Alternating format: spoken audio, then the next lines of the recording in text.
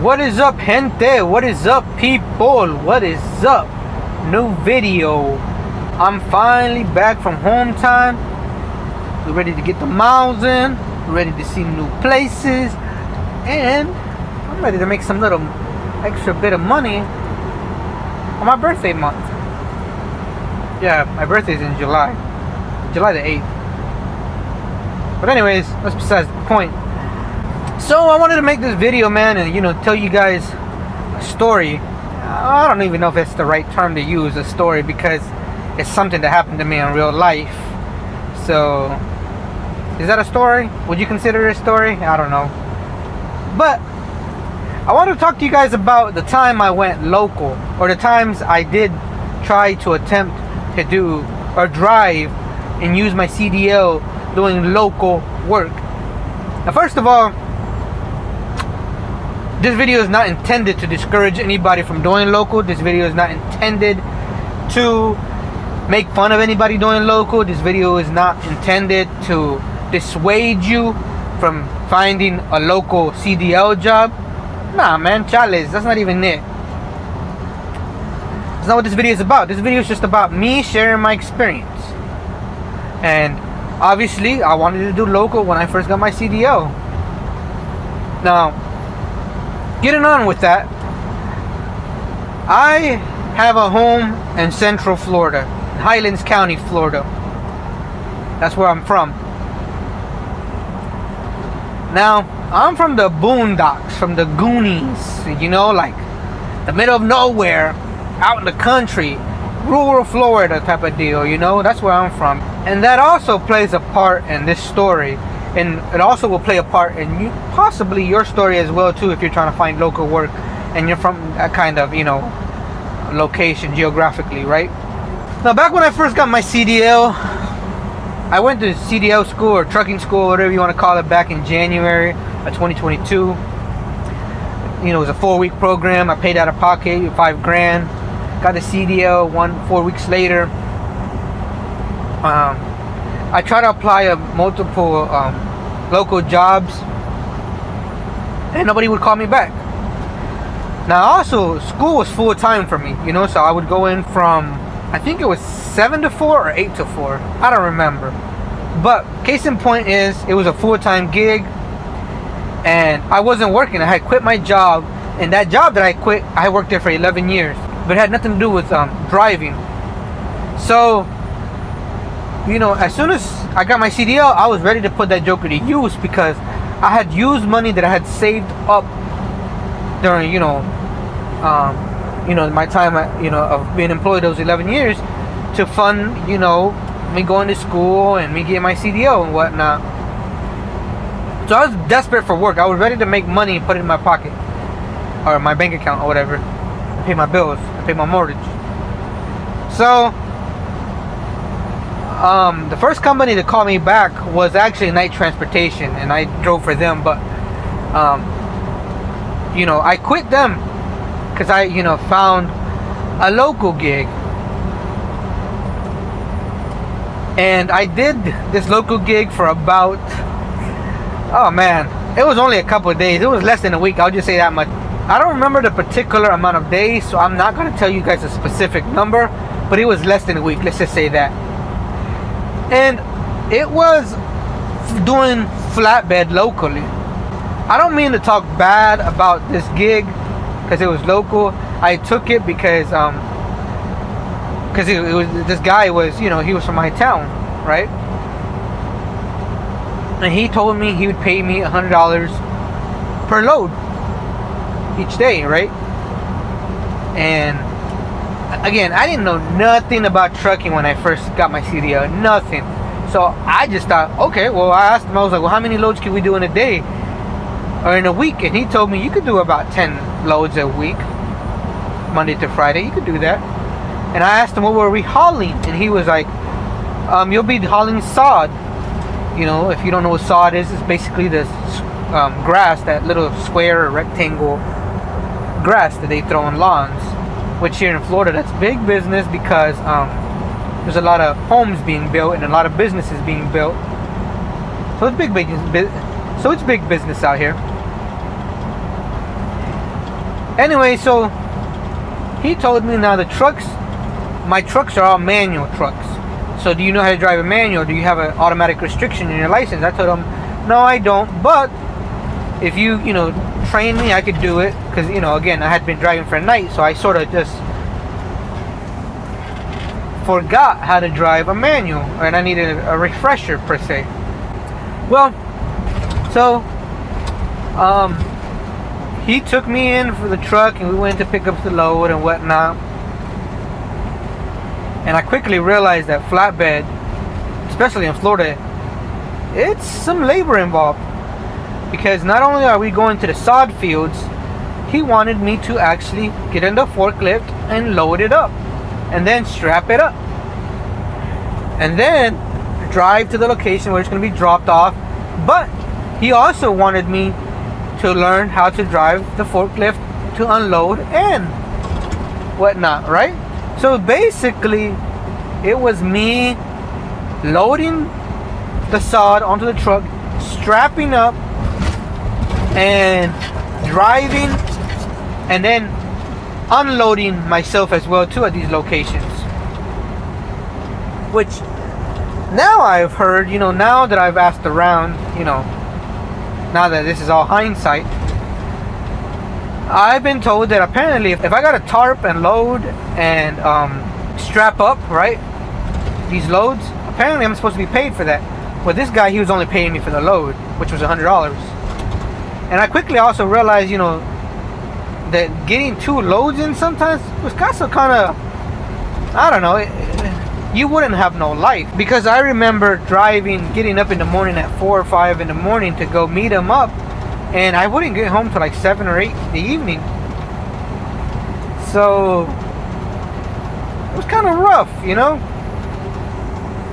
So and then another thing was the trucks, man. The truck was an old Freightliner Columbia. But this joker, it was beaten down bad, man. It was beaten down bad, like no AC. And this was in Florida. So no AC in Florida. The speedometer didn't work. None of the gauges didn't work at all. The hood was being held on by bungee straps. And in order to solve the speedometer issue, he told me to just bring my GPS tablet or my Garmin. He told me I didn't even need a speedometer because I could just use the sound of the engine to shift. Which was, I guess, realistically speaking, I guess you could do that. But also, the shifter knob, the transmission knob on the gear shifter was broken. He told me, you got to do this, do that, in order for it to, to switch the knob up and down. Which, when I would forget that, the truck would stall. It would stall in the worst scenarios, the worst situations, like in the middle of the highway, or right as I was about to, make a, wide turn or whatever. So, like I said, man, I only lasted there for a couple of days, man, because after I realized that, man, this truck that he's giving me, this crap is gonna get me killed, because not only was I such of a rookie, I didn't know anything about trucking, and yeah, I was like, man, this truck is just gonna get me killed. So, like I said, I went back tonight afterwards. Luckily, I told them that, hey, I'm gonna do something local, and they took me back in. So I went back tonight, and I did night for about, I don't know, maybe 4 or 5 months. And then I left because I saw an ad on Indeed to drive locally for a reputable company.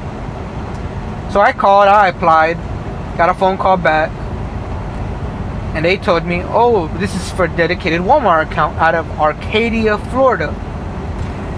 Now Arcadia, is about an hour away from it. And when these recruiters call you up, they speak this big game. They told me, oh, you'd make $1,000 a week guaranteed. We have miles. And again, here's where I'm talking about the whole, being so naive in trucking when you're starting out. That I didn't know what the heck to expect or what kind of questions to ask or whatever. And this is also where my trainers at night, his advice, Mr. Larry's advice became practical to me. That trucking is lies and promises. You have to choose which one you're gonna believe, right? But anyway, so this recruiter told me all this stuff. So I ended up quitting night because I wasn't making money, So it's not like I quit night because they was treating me good and I just left because for the hell of it. Nah, I wasn't making no money at night. I was only bringing, bro, I was bringing home like $400 or $500, maybe $700 paychecks a week. And again, financially, that wasn't what I was, expecting, and that was definitely not what I wanted for myself. And I don't have no kids, baby mama drama, like I've stated before. So, in my opinion, I'm not gonna put up with that crap. This is America, the land of opportunity. And the reason why I say that and I state that is because it never ceases that I always get a DM or a comment or something where somebody is gonna be a player hater and they're gonna be like, "Oh, you in trucking for the wrong reason. You're supposed to be in trucking for the love of trucking. You in this for money. You ain't never gonna get nowhere." And it's like, bruh, calm down, man. Let me do me. Let me live my life, Why you always gotta be tripping on what the next man be doing, Anyways. So, I ended up leaving night and I went to this dedicated Walmart account. Now, this dedicated Walmart account was being ran by or being contracted to Swift. Yeah, Swift Transportation. So I went to orientation in Ocala, Florida, which, they provide you the lodging, the hotel, The orientation was like 2 days. Now for me, since I did have somewhat of experience, they set me up with a ride-along guy for just, I think 2 days it was, right? Which was okay, because their system, Swift's tablet, and their system is sort of the same as Night because they are owned by Night Transportation. Now my issue became with this local account was that I realized that I wasn't going to be making no money being paid cents per mile because here's where the issue lags. Now the Arcadia Walmart DC, most of the loads that they ran, most of the loads were from Bradenton, Florida down. So basically the whole I-75 corridor, and then they also did the whole I-95 from Fort Lauderdale, West Palm on down as well too. But that's only a couple of 100 miles if you're running the I-75 corridor, right? The southern end, right? It's only like what, maybe 100, 200 miles. The only time you were getting good miles, the 300-400 miles was when you were going down to Miami. That was the only few times. And since you were being paid, or since I was being paid cents per mile, 45 cents, man, I wasn't making no miles because they would give all those Miami runs to the guys who were seniority in the company, which again makes sense to me because obviously if you've paid your dues, you've been there for quite some time, you're gonna get the good runs, the good miles, because that's just how stuff works, right? So it became horrible, man. I remember my first week I made like $400 and I had worked maybe like 74 hours or something like that. And I was like, holy moly. Because another thing that I didn't realize was when you drive in Florida, it's not the 14-hour clock. It's like 16 hours or something like that, right? So you have a total of 16 hours to work. So, bro, it was crazy hours. There was a couple of times where I had to PC back. So that meant, I was completely out of drive time. I think you had like 12 or 13 hours to drive in a day. Or maybe it was 14 hours. I don't remember. That was since last year, literally. so I don't really remember. But it was very long days, man. And I worked there for 4 weeks. I ain't gonna lie, man. I'm gonna be honest with you. I worked there for 4 weeks, and I didn't make more than $500, I think. Every paycheck that I got there was so low for the amount of hours I worked. I remember one week I worked 77 hours, bro. 77 hours only to bring home 3-digit number paychecks? Nah, homeboy. Nah, man. Chales, homie. That's not what I'm after, man. Like, you know, those are the kind of paychecks I made at my last job, and I was working only 40 hours a week, you know. And yeah, I would pick up extra hours because I wanted to, but here to be working almost 80 hours and barely bringing home $600, bro, that wasn't what I was after, man. Only to be bringing home $500-$600 paychecks? Nah, that ain't it. And so I remember by my 3rd week, I went in to speak to the fleet manager, I think it was called. I don't remember what they're called out there, but to talk to the people and they're in the office about, you know, pay, because where's this $1,000 guarantee? You know, where's this weekly $1,000 guarantee, right? And I remember 2 days I couldn't get a hold of him because every time I would get back, he'd be gone. Now the thing was also, like, when you're new, you also end up driving at night shift, right? So anywhere from 7 to 8 all the way till, you know, the morning hours of the day, right? Which again, that's just how it works because of seniority. And so when I finally got to speak to this guy, going back to that topic, when I finally got to speak to the guy, I told him, hey, I was told I would make $1,000 weekly guarantee, and I'm not making that. What's going on? And this guy tells me, oh, well, here's the issue. He's like, you have to run 2,000 miles a week. You can't reject any loads, and you have to work 5 to 6 days a week, and you have to be on time, ready to roll as soon as your 34 and your 10 hours is up. So, you know, I was just like, well, I'm meeting all the 10 hours of the 34-hour situations, but the 2,000 miles, that's really impossible for me to make because I'm also getting these runs, you know, just on I-75, you know. And that's when the dude tells me, well, then I don't know what to tell you because you're not meeting those requirements. And bro, I was so mad because I'm being paid by mile, but I have to meet 2,000 miles to get my weekly guarantee of $1,000, right? So it's like, it's near impossible for me to get that, unless I be them type of guys that just refuses a load because I'm not getting a load to Miami or West Palm or Fort Lauderdale, because again, I'm coming out of Arcadia, Florida. And so, you know, I worked one more week. I told myself, you know what, I'll run one more week just for the heck of it, because I need the money. I need to pay my mortgage this month. And that last week that I was there, they ended up giving me some runs to Miami, and I barely made $1,000 there. But even then, man, like I said, the amount of hours I was working was just crazy, man. It was anywhere from 74 to 80 hours a week that I was working, bro. And another thing that I found an issue with was that they were very strict on the 10-hour clock. Very strict. And what do I mean by that? And why do I have an issue with it? Or why did I have an issue with that? Well, first of all, I live in Highlands County, in Sebring, Florida to be exact.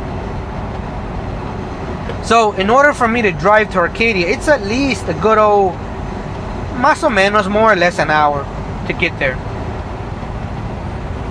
So since they're really strict on the 10 hours, so basically I'm losing 1 hour to get to work, and 1 hour I'm losing to go home from work, from that DC.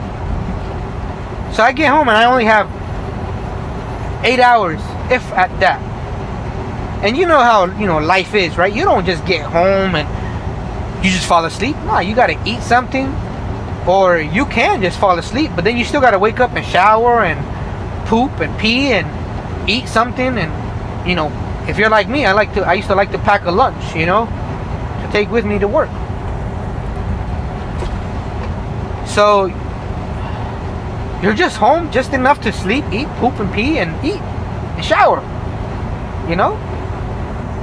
So that's something that I felt like, is this even worth it?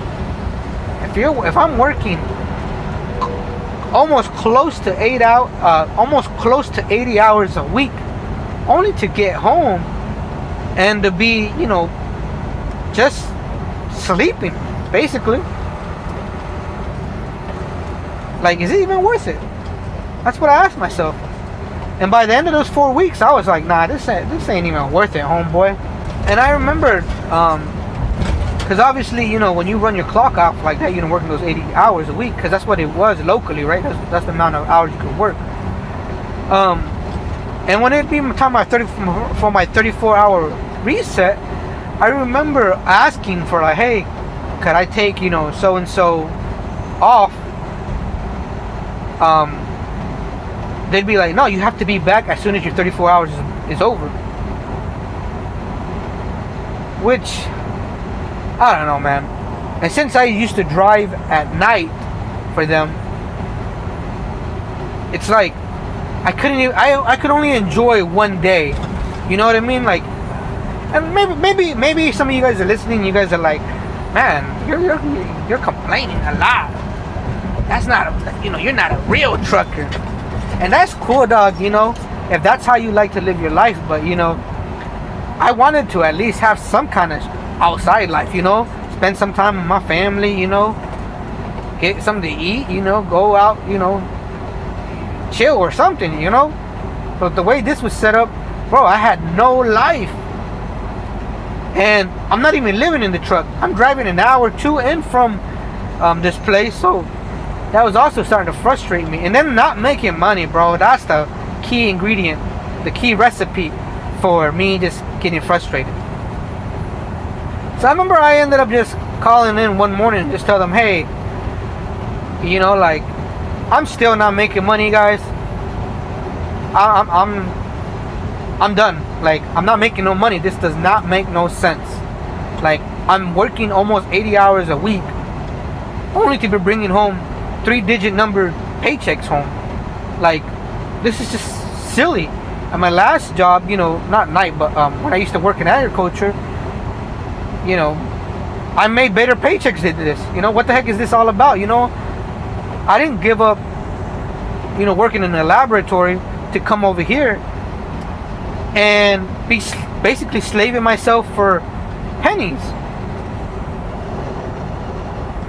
So the dispatch, I remember, was like, oh, we can get you loads, you know, like, is that your issue, that you're not, you know, you want better loads? And I was like, yeah, I want better loads, but I understand that it's not going to be possible because the guys who have seniority, they're the ones who are always getting the better loads. And I'm not saying that like, woo, woe is me, you know, nah.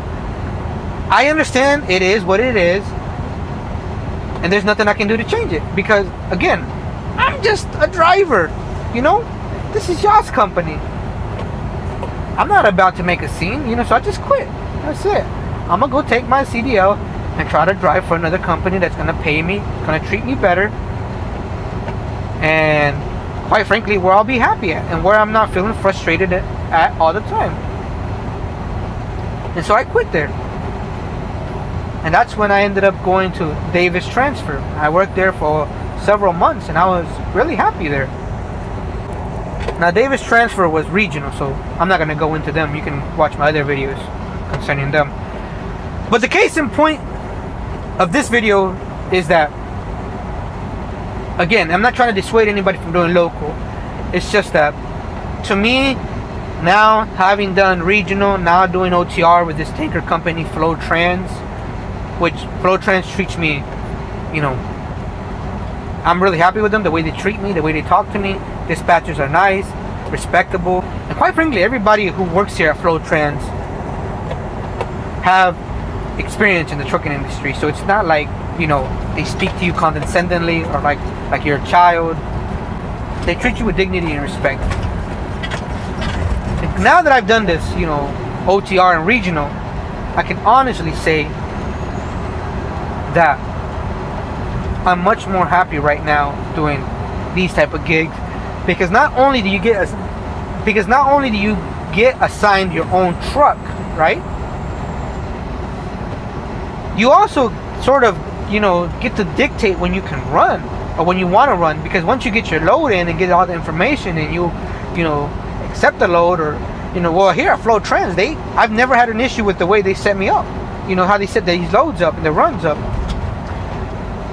But even at Davis, sometimes the loads were, kind of pushing it, but I never had an issue as long as I communicated with the dispatchers, and I made money. I never made a paycheck that was less than $1,000. Never. I made decent money, and I was happy and content.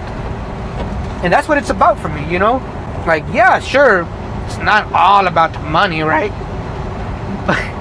I'm saying it sarcastically. I mean, I want to make money, but I also want to be content with my job at the same time, Because there's no use of making so much money and you're just miserable, right?